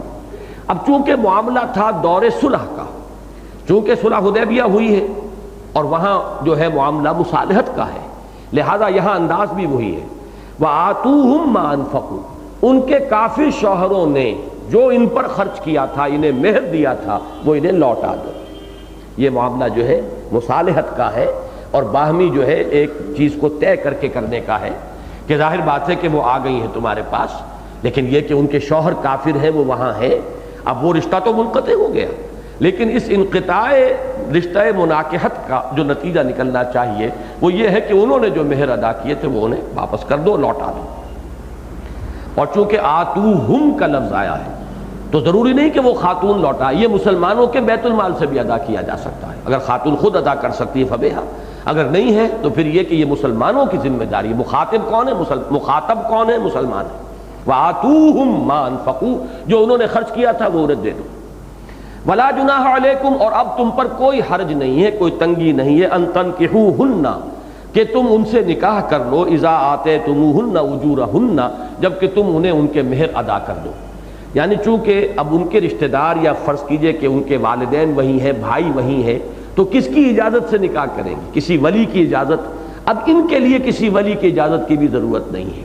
بلکہ چونکہ ان کے وہ تعلقات منقطع ہو گئے، لہذا ان کے لیے یہ خود مالک ہیں اپنے معاملے کے اندر، خود ہی اپنی ولی ہیں، لہذا مسلمان ان سے نکاح کر سکتے ہیں، البتہ یہ ہے کہ ان کو ان کا مہر ادا کرنا ہوگا۔ ایک مہر تو وہ ہے جو لوٹایا گیا ہے ان کے سابق شوہروں کو، وہ تو ہے اس آیت کے تحت آتوہم ما انفقوا، لیکن ایک مہر ان کو ادا کرنا ہوگا، اس لیے کہ رشتہ نکاح جو ہے اسلام میں، اس میں یہ چیز جو ہے مہر وہ ایک شامل ہے۔ وَلَا تُمْسِكُوا بِعِصَمِ الْكَوَافِرِ، اب اس کا برعکس، اور نہ ہی تم اپنے قبضے میں رکھو کافر عورتوں کی عصمتوں کو، یعنی ان کو بھی اپنے نکاح میں اب مت روکے رکھو۔ یہ تلوار ایک ہی طرف نہیں چلے گی، دو طرفہ چلے گی، دو دھاری تلوار ہے۔ تمہارا بھی رشتہ جو ہے، اب تمہاری کوئی بیوی وہاں رہ گئی، مسلمان ہجرت کر کے آ گیا ہے، بیوی ابھی وہاں ہے اور وہ کافرہ ہے، تو رشتہ مناکحت ختم ہوا۔ وَلَا تُمْسِكُوا بِعِصَمِ الْكَوَافِرِ وَاسْأَلُوا مَا أَنفَقْتُمْ، اور جو تم نے خرچ کیا تھا اپنی بیویوں کو جو مہر دیے تھے، اور وہ کافر ہی ہیں اور وہ وہاں رہ گئی ہیں، تو اب مانگو، طلب کر لو کہ ہمارے وہ مہر ہمیں واپس کیے جائیں۔ وَلْيَسْأَلُوا مَا أَنفَقُوا، پہلے وہ بات آ چکی تھی لیکن دوبارہ دہرا دیا، چونکہ فضا صلح کی ہے، مصالحت ہے اس وقت، لہذا اس معاملے کو بھی باہم افہام و تفہیم سے طے کرو کہ انہیں چاہیے کہ جو انہوں نے خرچ کیا تھا تم سے مانگ لے، یعنی جو مومنات یہاں آ گئی ہیں، ان کے شوہر کافر وہاں ہیں، ان کا حق ہے کہ وہ تم سے طلب کریں وہ مہر جو انہوں نے ادا کیے تھے، اور جو کافر عورتیں وہاں رہ گئی ہیں، ان کے مسلمان شوہر یہاں آ گئے ہیں، ان کا یہ حق ہے کہ جو انہوں نے مہر ادا کیے تھے وہ واپس لے لیں۔ ذالک حکم اللہ، یہ اللہ کا حکم ہے، یحکم بینکم، اللہ تمہارے مابین فیصلہ کر رہا ہے، واللہ علیم حکیم، اور اللہ علیم ہے اور حکیم ہے، اس کے فیصلے علم اور حکمت کی بنیاد پر ہوتے ہیں، الٹپ نہیں ہوتے۔ یہ صفات کا جو حوالہ آتا ہے آیات کے آخر میں، ان کا بڑا گہرا ربط ہوتا ہے اس آیت کے مضمون کے ساتھ۔ اللہ جو حکم دیتا ہے الٹپ نہیں دیتا، اگرچہ وہ عزیز ہے، وہ زبردست ہے، وہ فعال لما یرید ہے، جو چاہے فیصلہ کرے، یفعل ما یرید، لیکن یہ کہ وہ علیم ہے، حکیم ہے، اس کے فیصلے، اس کے حکم، اس کے جتنے بھی احکام ہیں وہ اس کے علم کامل اور حکمت کاملہ پر مبنی ہے۔ وَإِن فَاتَكُمْ شَيْءٌ مِّنْ أَزْوَاجِكُمْ، اب دیکھیے یہ چونکہ بیلنس شیٹ بنی، ڈیبٹ کریڈٹ ہو رہا ہے، ان کے مہر تمہیں دینے ہیں دے دو، اور تمہارے تم نے ادا کیے ہوئے مہر واپس لے لو، لیکن اس میں ہو سکتا ہے ڈیبٹ کا کھاتا جو ہے وہ زیادہ ہو جائے، تمہارا جو ہے مال ان کی طرف رہ جائے، یا یہ ہے کہ وہ تمہیں نہ ادا کرے تمہارے دیے ہوئے مہر۔ اختیار مطلق تو تمہارا نہیں ہے اس وقت، وہ تمہاری جورسڈکشن میں تو نہیں ہے، یہ تو باہمی اگر افہام و تفہیم سے معاملہ ہو جائے تو وہ تو ہے پہلی آیت، لیکن وَإِن فَاتَكُمْ شَيْءٌ مِّنْ أَزْوَاجِكُمْ إِلَى الْكُفَّارِ، اور اگر تمہارے ہاتھ سے جاتا رہے کوئی شے کفار کی طرف تمہاری بیویوں کے ضمن میں، یعنی تمہاری کافر بیویوں کے وہ جو تم نے مہر دیے تھے وہ کفار تمہیں نہیں لوٹا رہے، یا یہ بیلنس شیٹ جو ہے اس میں تم گھاٹے میں رہتے ہو، فَعَاقَبْتُمْ، پھر اگر تمہاری باری آئے تم ہاتھ مارو، کہیں کوئی جنگ ہو جائے، کہیں کوئی اور معاملہ ہو جائے، تمہارے ہاتھ کو مال لگ جائے، فَآتُوا الَّذِينَ ذَهَبَتْ أَزْوَاجُهُمْ مِثْلَ مَا أَنفَقُوا، تو اہل ایمان میں سے جن کی بیویاں ان کے ہاتھوں سے چلی گئیں اس حکم کی وجہ سے، اور ان کو اپنے ادا کیے ہوئے مہر نہیں مل رہے، تو ان کی تلافی کر دو، ان کے نقصان کی، گویا کہ یہ بیت المال سے اب ان کی تلافی کر دی جائے گی، یا یہ کہ مال غنیمت میں سے، اس پر تو اجماع ہے کہ مال غنیمت میں سے ان کو دیا جا سکتا ہے، لیکن ایک رائے یہ بھی ہے کہ اموال فے میں سے بھی، جس کا ذکر سورہ حشر میں تفصیل کے ساتھ آ چکا ہے، کہ اموال فے میں سے بھی ان کے اس نقصان کی تلافی کی جا سکتی ہے۔ واتقوا اللہ الذی انتم بہ مؤمنون، اور اس اللہ کا تقوی اختیار کرو جس پر تم اہل ایمان رکھتے ہو۔ تمہارا ایمان اللہ پر ہے تو اسی کا تقوی تمہیں اختیار کرنا چاہیے، لہذا جو بھی وہ حکم دے رہا ہے اس پر پورے دیانت کے ساتھ، دلی آمادگی کے ساتھ تمہیں عمل پیرا ہونا چاہیے۔ اب اس کے ساتھ ہی اب جو مسلمان خواتین اب آنی شروع ہوئیں ان کے ضمن میں بھی، اور خاص طور پر سیرت سے یہ معلوم ہوتا ہے کہ یہ واقعہ پہلی مرتبہ فتح مکہ کے بعد پیش آیا کہ حضور نے مسلمان خواتین سے بیعت لی ہے باضابطہ۔ یہ بیعت کا معاملہ جو ہے جہاں تک مردوں کی بیعت کا تعلق ہے وہ تو بہت شروع سے اس کا سلسلہ چل رہا تھا۔ بیعت اسلام کا ذکر بھی آتا ہے، اگرچہ بہت کم مکی دور میں، بعد میں زیادہ ذکر اس کا ملے گا۔ پھر بیعت عقبہ اولا، بیعت عقبہ ثانیہ، یہ ہجرت سے قبل جو ہے دو بیعتیں جو ہیں حضور نے انصار مدینہ سے لی تھی۔ پھر بیعت رضوان جو ہے وہ ہو چکی ہے۔ بیعت جہاد کا تذکرہ آتا ہے، نحن الذین بایعوا محمدا علی الجہاد ما بقینا ابدا۔ تو بہت سی بیعتیں ہیں جن کا ذکر جو ہے قرآن مجید میں اور حدیث میں، سیرت میں مردوں کے ضمن میں ملتا ہے۔ خواتین کی بیعت کے سلسلے میں یہی ہے کہ جو یہ آیت مبارکہ نازل ہوئی ہے، اور اس کے بارے میں گمان غالب یہی ہے کہ یہ فتح مکہ سے یا متصلاً قبل نازل ہوئی ہے یا عین فتح مکہ کے موقع پر نازل ہوئی ہے۔ تو اس وقت جو لوگ ایمان لائے تھے، مسلمان مرد بہت سے جو تھے قریش میں سے وہ ایمان لائے، اسی طریقے سے بہت سی خواتین ایمان لائیں، تو ان سے پھر ایک بیعت لینے کا حکم دیا گیا ہے نبی اکرم صلی اللہ علیہ وسلم کو۔ مردوں سے حضور نے خود بیعت لی تھی فتح مکہ کے دن، لیکن خواتین کے لیے آپ نے اپنا نمائندہ بنایا حضرت عمر کو رضی اللہ تعالی عنہ، اور انہوں نے بیعت لی۔ پھر مدینے واپس تشریف لا کر بھی حضور نے حضرت عمر ہی کو اپنا نمائندہ بنایا، اور انہوں نے پھر یہاں پر بھی خواتین سے عمومی بیعت لی ہے۔ اس سے پہلے مدینے میں خواتین کی کسی بیعت کا ثبوت نہیں ملتا۔ یا ایھا النبی اذا جاءک المؤمنات یبایعنک، اے نبی صلی اللہ علیہ وسلم جب آپ کے پاس آئیں مومن عورتیں آپ سے بیعت کرنے کے لیے، اس لفظ بیعت کو ذرا یہاں سمجھ لیجئے۔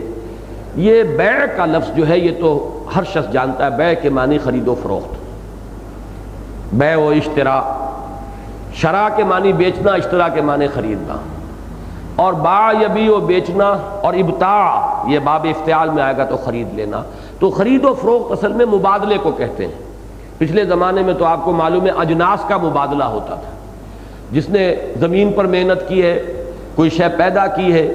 اس کے پاس وہ جو جنس ہے وہ لے آتا تھا، اور جو بیچارہ بیٹھا ہوا کرگھے کے اوپر وہ کپڑا بن رہا ہے اس کی محنت کا نتیجہ وہ ہے، تو آپس میں تبادلہ کر لیتے تھے، اتنی گندم لے لو اور اتنا کپڑا دے دو۔ تو اب کس کو قیمت کہیں گے، کس کو جنس کہیں گے؟ وہ کپڑا جو ہے قیمت ہے اس گندم کی، اور وہ گندم قیمت ہے اس کپڑے کی۔ تو اس اعتبار سے مبادلہ ہوتا تھا، اسی لیے عربی زبان میں یہ الفاظ جو ہیں دونوں طرف سے استعمال ہوتے ہیں۔ بیع و شراء کا لفظ بھی استعمال ہوتا ہے، اور اشتراء کا لفظ بھی آ جاتا ہے خریدنے کے لیے، جبکہ شراء کے معنی بیچنا ہے۔ باع کے اصل معنی جو ہے بیچنے کے ہیں، لیکن ابتاع یہ خریدنے کے معنی میں آ جاتا ہے۔ تو یہ جب بیع ہوتی تھی قدیم زمانے سے ایک رواج تھا، جب میری اور آپ کی کوئی گفتگو ہو رہی ہے کسی سودے کے بارے میں، جب وہ پختہ ہوئی تو علامت کے طور پر ہینڈ شیک ہوتا تھا، مصافحہ ہوتا تھا کہ بات پختہ ہو گئی۔ تو کسی بھی شے کے پختگی کے لیے، وثوق کے لیے یہ ایک علامت تھی، ہاتھ سے ہاتھ ملانا، ہاتھ میں ہاتھ دے کر، گویا کہ اب بات پوری ہو گئی، پختہ ہو گئی۔ اب یہاں سے یہ بات آگے بڑھی کسی بھی عہد کے لیے، ایک تو ہے خرید و فروخت کا معاملہ، ایک عہد ہے، تو یہ ہمارے یہاں بھی آتا کہ لاؤ ہاتھ، اب کسی معاملے کے اوپر طے کرنے پر پھر وہ ہاتھ ملانا جو ہے وہ گویا کہ پختگی کی علامت ہے۔ تو کسی بھی معاہدے کے لیے یہ لفظ استعمال ہونا شروع ہوا۔ اب اس سے آگے یہ سمجھیے سورہ توبہ میں بیع و شراء کا ایک معاملہ کیا گیا ہے کہ اہل ایمان کا اللہ کے ساتھ ہوا۔ ان اللہ اشتری من المؤمنین انفسهم واموالهم بان لهم الجنہ، یہ بیع و شراء کس کے مابین ہوئی؟ اہل ایمان اور اللہ کے مابین۔ خریدار کون ہے، مشتری کون ہے؟ اللہ ہے۔ ان اللہ اشتری، اللہ نے خرید لی ہیں اہل ایمان سے ان کی جانیں اور مال، اور اس کی قیمت کیا ہے جو ملے گی؟ وہ ہے جنت، بان لهم الجنہ۔ لیکن چونکہ اللہ تعالیٰ تو بظاہر یا کہیے یا بذات ہی تو سامنے وہاں موجود نہیں ہے، لہذا اللہ کے نمائندے کی حیثیت سے یہ بیع و شراء محمد الرسول اللہ سے ہو رہی صلی اللہ علیہ وسلم۔ اسی کا نام اب بیعت ہے۔ بیعت دین کے ضمن میں جو معاہدہ بھی محمد الرسول اللہ صلی اللہ علیہ وسلم کے دست مبارک پر ہوا وہ گویا کہ بیعت ہے۔ اس میں بیع اگرچہ ہے اللہ کے ساتھ، لیکن بیعت ہے محمد الرسول اللہ کے ساتھ صلی اللہ علیہ وسلم۔ یہی وجہ ہے کہ سورہ فتح میں اس کو کھول دیا گیا، ان الذین یبایعونک انما یبایعون اللہ ید اللہ فوق ایدیہم۔ اے نبی صلی اللہ علیہ وسلم، جو لوگ آپ سے بیعت کر رہے ہیں وہ حقیقت میں اللہ سے بیعت کر رہے ہیں، اور اللہ کا ہاتھ ان کے ہاتھوں کے اوپر ہے۔ گویا کہ یہاں تین ہاتھ ہیں، ایک دست مبارک ہے محمد الرسول اللہ صلی اللہ علیہ وسلم کا، ایک ہے بیعت کرنے والے اس مومن کا، مسلم کا، اور ایک پھر اللہ کا ہاتھ ہے جو ان دونوں ہاتھوں کے اوپر ہے، ید اللہ فوق ایدیہم۔ یہ ہے بیعت کا اصل مادہ۔ اب یہ جان لیجئے کہ ایک بیعت جو حضور نے لی تھی بیعت عقبہ اولی،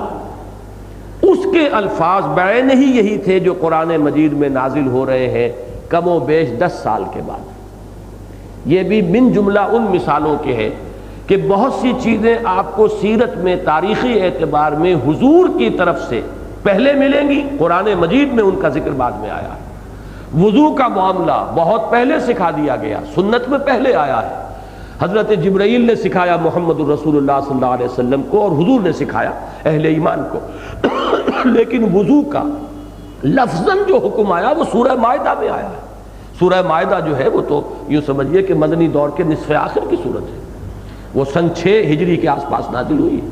تو اس انداز میں سمجھ لیجئے کہ بہت سی چیزیں ہیں کہ جو پہلے محمد الرسول اللہ صلی اللہ علیہ وسلم کی سنت میں آپ کو ملیں گی، بعد میں گویا کہ ان کی توثیق میں پھر آیات مبارکہ، آیات قرآنیہ نازل ہوئی ہیں۔ ان میں سے ایک یہ بھی ہے کہ بیعت عقبہ اولی جو لی گئی ہے سن 11 ہجری، سن 11 نبوی یہ سمجھنا چاہیے، بلکہ عین ممکن ہے کہ سن 10 نبوی ہو، اس لیے کہ سن 10 میں حضور نے سفر کیا تھا طائف کا، اور طائف میں جو صورت پیش آئی تھی وہ آپ حضرات کے علم میں ہے۔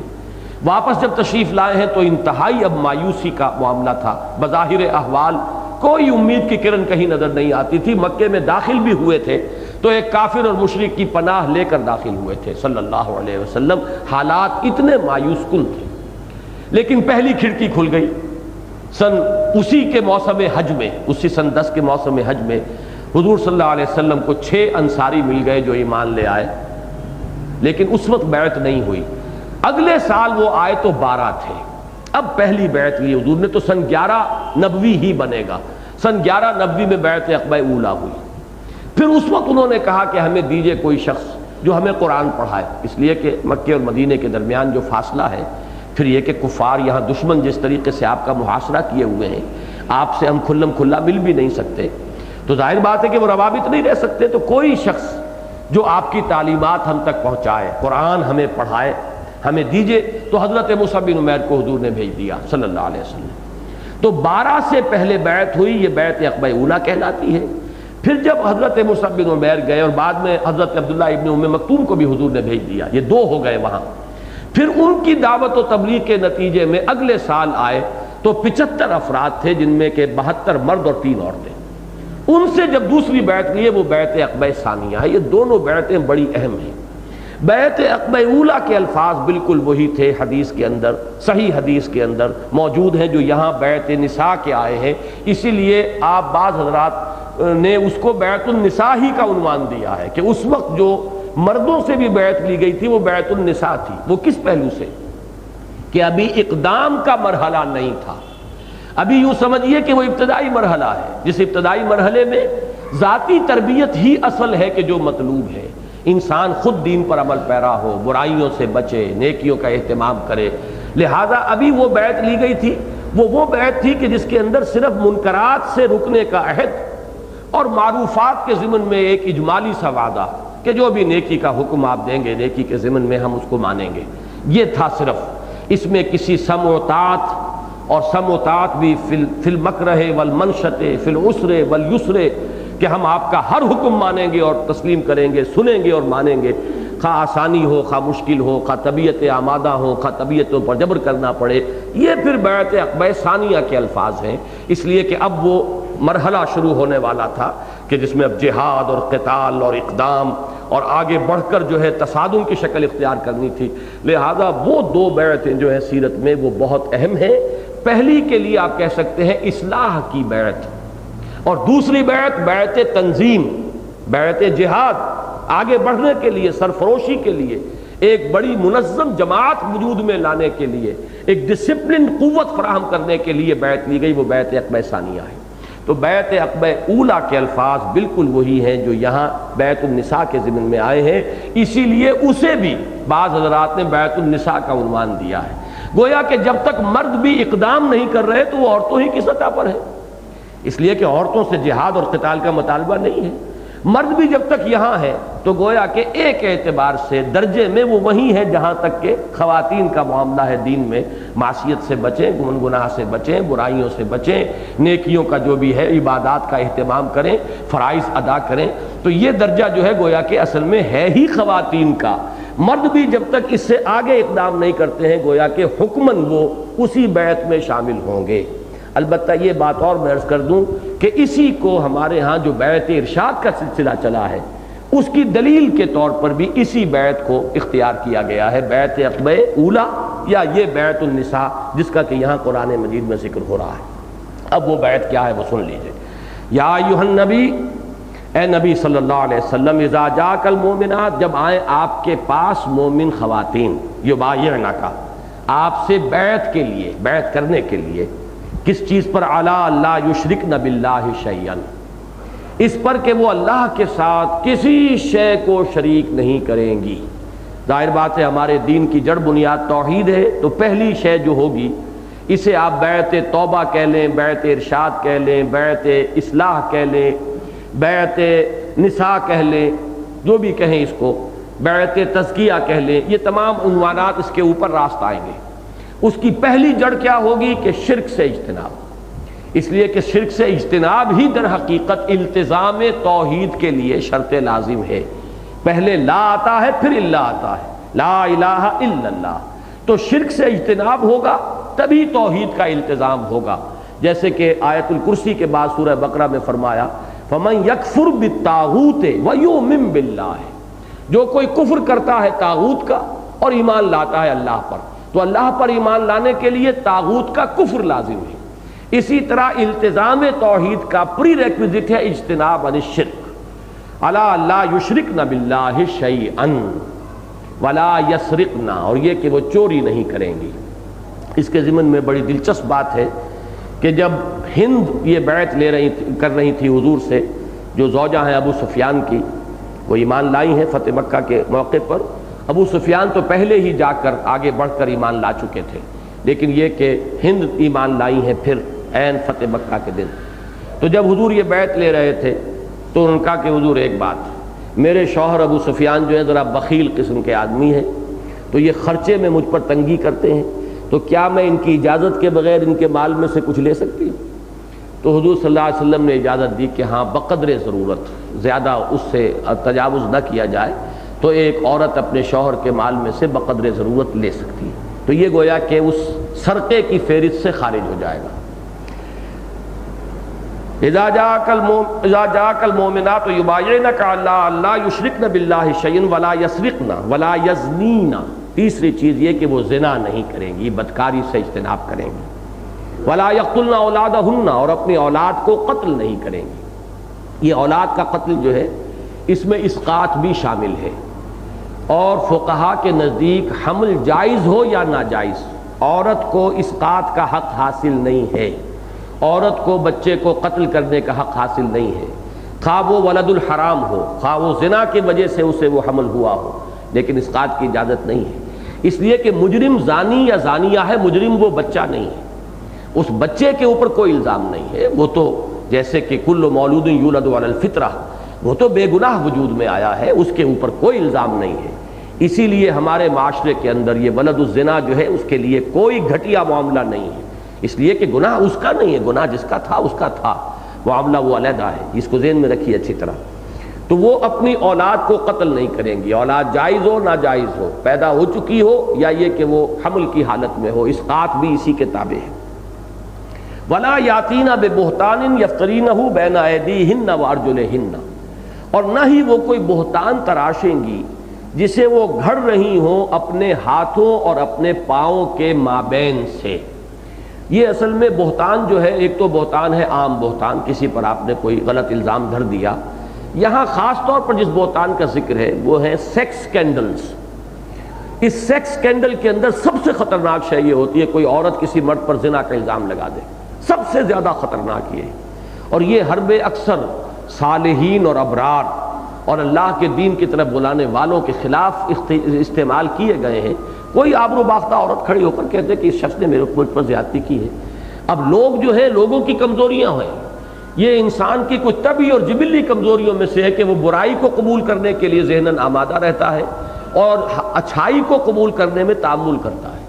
کوئی شخص آپ کو کسی کے بارے میں کوئی اچھی بات کہے گا تو آپ کہیں گے ہو سکتا ہے ٹھیک ہے کہہ رہا ہے، شاید اس کا حسن ظن ہو،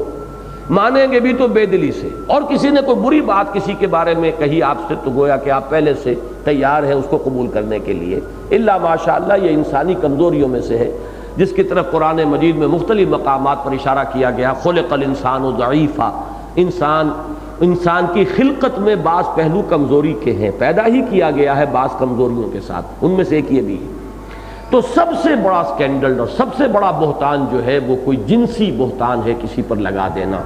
اور اس معاملے میں عورت کا معاملہ ایسا ہوتا ہے خاص طور پر کہ اس کی بات کو تو لوگ فوراً مان ہی لیتے ہیں کہ یہ کہہ رہی ہے تو ٹھیک کہہ رہی ہوگی. اچھا، اسی میں ایک پہلو عورتوں کی طرف سے یہ بھی ہو سکتا ہے کہ حمل کسی اور کا ہو اور وہ اپنے شوہر کی طرف منسوب کرے. یہ بھی افتراء ہے کہ اس نے اپنے شوہر کی طرف کسی اور کے حمل کو منسوب کیا ہے. تو یہ مختلف جتنے بھی جنسی سکینڈلز ہوں گے وہ سب اس میں آ جائیں گے، اور یہ بہت خوفناک ہوتے ہیں اور معاشرے کے اندر ان کی وجہ سے بہت سی برائیاں پھوٹ پڑتی ہیں. تو اس بیعت کے اندر اس کو بھی شامل کیا. ولا یاتینا ببہتان یفترینہ بین ایدیہن وارجلہن. اب یہ 5 چیزیں ہو گئیں جو منکرات ہیں. سب سے بڑا منکر اعظم شرک نہیں کریں گی. یہ سب نفی کی چیزیں آ رہی ہیں. شرک نہیں کریں گی، چوری نہیں کریں گی، زنا نہیں کریں گی، اور کوئی کسی قسم کے جنسی بہتان میں ملوث نہیں ہوں گی. یہ 4 چیزیں ہوئی یا 5؟ ولا یقتلن اولادہن، 5 چیزیں ہو گئی. اس کے بعد جو اس کے اندر مثبت پہلو ہے وہ جامع، ولا یعصینک فی معروف، اور اس بات کا بھی وہ عہد کریں کہ وہ کسی بھی بھلے کام کا جس کا آپ حکم دیں اس میں آپ کی نافرمانی نہیں کریں گے. اب معروف کا لفظ یہاں جو آیا ہے تو بعض حضرات نے اس کو بہت اہمیت دے دی ہے کہ رسول کی اطاعت بھی صرف معروف میں ہے، تابع دیگراں چہ رسد. ایک حد تک تو بات صحیح ہے کہ غیر مشروط اطاعت صرف رسول کی ہے صلی اللہ علیہ وسلم، اور کسی بھی غیر رسول کی، چاہے وہ ابو بکر صدیق ہی ہو، افضل البشر بعد الانبیاء بالتحقیق، چاہے عمر فاروق ہو، علی مرتضیٰ ہو، عثمان غنی ہو رضی اللہ تعالی عنہم اجمعین، ان کی بھی اطاعت غیر مشروط نہیں ہے، مشروط ہے فی المعروف، معروف کے درجے میں. لیکن حضور کا معاملہ یہ ہے کہ آپ کا تو آپ خود معیار ہے معروف کے، آپ معروف ہی کا حکم دیتے ہیں، ہمیں معروف پتہ ہی چلتا ہے آپ کے ذریعے سے. لہذا یہاں در حقیقت یہ شرط کے طور پر نہیں ہے بلکہ یہ وضاحت کے طور پر ہے، یہ بیان کے طور پر ہے. جس نیکی کا بھی آپ حکم دیں تو آپ تو نیکی ہی کا حکم دیتے ہیں. اس میں تشویق اور ترغیب کا انداز ہے. جیسے میں نے عرض کیا کہ وہاں جو فرمایا کہ وَلَا تُكْرِهُ فَتَيَاتِكُمْ عَلَى الْبِغَاءِ إِنْ أَرَدْنَا تَحَسُّنًا، تو وہاں در حقیقت یہ قانونی انداز میں نہیں ہے، شرط نہیں ہے، بلکہ یہ اس فعل کی شناعت جو ہے اس کو ظاہر کرنے کے لیے اضافی بات بیان کی گئی. اسی طرح یہاں ترغیب، حضور کی اطاعت کی ترغیب میں فی المعروف کا جو ہے اضافہ کیا گیا ہے، ترغیب کے لیے، تشویق کے لیے. یہ شرط نہیں ہے،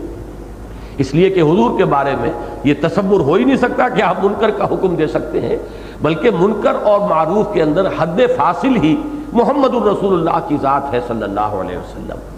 لیکن یہ کہ اس میں میں وہ عرض کر دوں کہ یہ تو بیعت عقبہ اولیٰ کے الفاظ تھے، جو مردوں سے بھی یہی انہی الفاظ میں حضور نے بیعت لی تھی. اب یہ خواتین کے لیے قرآن مجید میں نازل ہو گئے. بیعت عقبہ ثانیہ کے جو الفاظ ہیں اس میں کوئی معروف کا لفظ نہیں ہے. حضرت عبادہ ابن صامت رضی اللہ تعالی عنہما فرماتے ہیں بایعنا رسول اللہ صلی اللہ علیہ وسلم علی السمع والطاعت فی العسر والیسر والمنشط والمکرہ وعلی اثرۃ علینا. یہ لمبی حدیث ہے، ساری اس وقت میں بیان نہیں کر سکتا، وقت ختم ہو رہا ہے. ہم نے بیعت کی تھی اللہ کے رسول صلی اللہ علیہ وسلم سے کہ آپ کا ہر حکم سنیں گے اور مانیں گے، خواہ مشکل ہو خواہ آسانی ہو، خواہ ہماری طبائع آمادہ ہو، خواہ ہمیں اپنی طبیعتوں پر جبر کرنا پڑے، وہاں کسی معروف کے لفظ کا اضافہ نہیں ہے۔ تو یہ اچھی طرح نوٹ کر لیجئے کہ مردوں سے جو بیعت لی گئی اگلے سال، اور جو بیعت عقبہ ثانیہ جو ہے بنیاد بنی ہے اس تنظیم کی کہ جس کے تحت پھر آگے اقدام کے مراحل جو ہے حضور صلی اللہ علیہ وسلم نے جن کی طرف پیش قدمی کی ہے، اس کی بنیاد جو ہے وہ بیعت سمع و طاعت مطلقاً تھی حضور کے لیے، اور آئندہ البتہ جب بھی ہوگی ہم نے جو الفاظ اختیار کیے ہیں تنظیم اسلامی کی بیعت کے لیے، اس میں البتہ اضافہ کیا ہے علی السمع والطاعت فی المعروف، اس لیے کہ حضور کے بعد یہ مقام اب کسی کا نہیں ہے کہ غیر مشروط اطاعت جو ہے اس کا وہ مطالبہ کرے، یا کوئی شخص اس سے عہد کرے، بیعت کرے غیر مشروط اطاعت کی۔ جب یہ ہو تو فرمایا فبایعہن، تو اے نبی ان کی بیعت قبول فرما لیجئے، واستغفر لہن اللہ، اور ان کے لیے اللہ تعالیٰ سے استغفار کیجئے، ان اللہ غفور الرحیم، یقیناً اللہ تعالیٰ غفور ہے اور رحیم ہے۔ یا ایھا الذین آمنوا لا تتولوا قوما غضب اللہ علیہم، اب یہ گویا کہ وہی مضمون جو سورہ مجادلہ اور سورہ ممتحنہ کا جو اصل مضمون تھا، اصل جو اس کا عمود ہے ان دونوں صورتوں کا، آخر میں پھر اس کو گویا کہ مؤکد کر دیا مزید تاکید کے ساتھ، اہل ایمان ہرگز دوستی اختیار نہ کرو اس قوم کی جس پر اللہ کا غضب ہو گیا ہے۔ جو بھی اللہ کے دشمن ہے وہ مغضوب علیہم ہے، اگرچہ مغضوب علیہم جو ہے نصارہ کے مقابلے میں تو یہود کے لیے لفظ آتا ہے، لیکن یہ ہے کہ جو اللہ اور اس کے رسول کی دشمنی پر کمر کس لیں، وہ کسے باشد کوئی بھی ہو، ان پر اللہ کا گویا کہ غضب نازل ہو گیا، ان کی دوستی اختیار نہ کرو۔ قد یئسوا من الآخرہ، یہ جو کفار ہیں چاہے مشرکین میں سے ہوں چاہے اہل کتاب میں سے، یہود میں سے ہوں چاہے نصارہ میں سے، یہ آخرت سے مایوس ہو چکے ہیں، کما یئس الکفار من اصحاب القبور، جیسے کہ قبر والوں میں سے جو کافر ہیں جس طرح ان پر مایوسی طاری ہو چکی ہے۔ قبر میں آنے کے بعد ظاہر بات ہے کہ عالم آخرہ کے مقدمات کا آغاز ہو جاتا ہے، پتہ چل جاتا ہے عالم برزخ میں قدم رکھتے ہی کہ کیا حشر میرا ہونے والا ہے ہر کافر کو، اور ہوائیں آنے لگتی ہیں جنت کی طرف سے ایک صاحب ایمان کو، لہذا جو مایوسی ان کی قبر میں پہنچنے کے بعد ہو چکی ہوتی ہے وہ گویا کہ انتہائی مایوسی ہے، جس درجے میں وہ مایوس ہو چکے ہیں اللہ کی رحمت سے، اسی طرح یہ کفار خواہ مشرکین میں سے ہوں اور خواہ اہل کتاب میں سے ہوں، یہ آخرت سے مایوس ہو چکے ہیں، چاہے زبان سے آخرت پر ایمان کا دعویٰ بھی کر رہے ہیں۔ اللہ تعالی ہمیں حق کو پہچاننے کی توفیق عطا فرمائے، اور حق کا بول بالا کرنے اور حق کے غلبے کی جد و جہد کے لیے پوری تن من دھن کے ساتھ اپنے آپ کو لگا دینے کی توفیق عطا فرمائے، اور اس کی جملہ شرائط کو پورا کرنے کی توفیق عطا فرمائے۔ بارک اللہ لی ولکم فی القرآن العظیم ونفعنی وإیاکم بالآیات والذکر